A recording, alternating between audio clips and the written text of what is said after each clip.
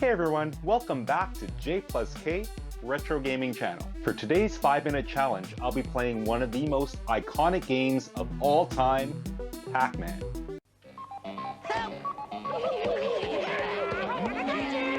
It's probably one of the most recognizable, if not the most recognizable game to gamers and non-gamers alike. It was originally released in Japan in 1980 by Namco, and it was an instant success in the arcades, but it wasn't called Pac-Man, it was called Pac-man. It wasn't until Midway Manufacturing licensed Pac-Man from Namco and brought it over to North America and changed its name to Pac-Man.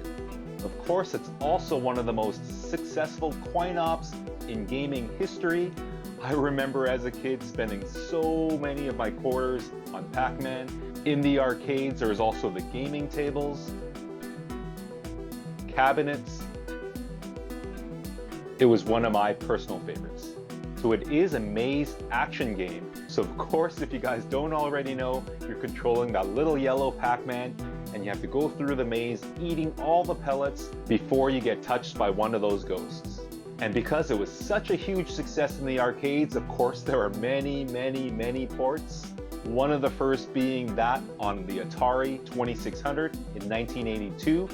That was probably one of the most hated, one of the most controversial ports. And I'm sure you'll see why when I do my 5-minute review of that version sometime in the future.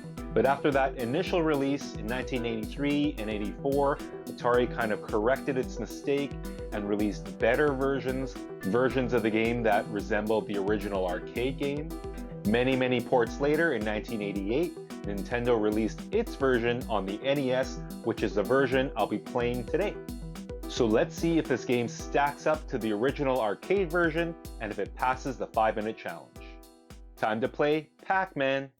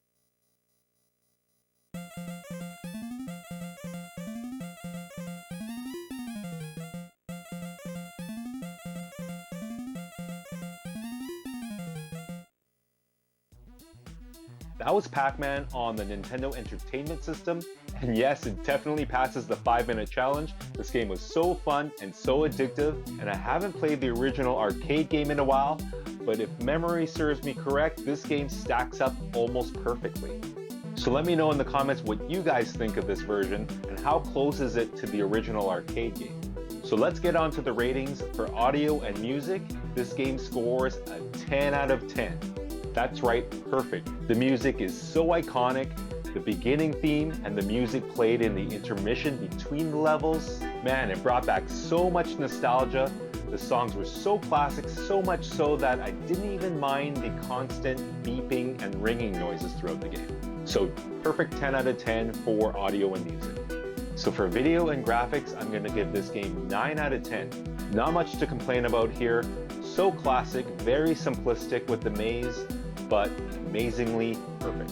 The color scheme of the mazes were fun to look at, and of course those iconic multicolored ghosts chasing us around, so much fun as well. So video and graphics, 9 out of 10. So now on to my most important part, gameplay, and this game scores another perfect 10 out of 10, so addictive, so fun. There's not much more that can be said about this game. You just have to go out and play it. The controls were smooth, no complaints at all. Perfect 10 out of 10. So with such high marks across the board, I'm going to give Pac-Man for the NES 9.5 Marios out of 10, and I think that might be an all-time high. So once again, thank you all for watching. Thanks to all our subscribers for all your support, and I'll see you next week on the next 5-minute gameplay.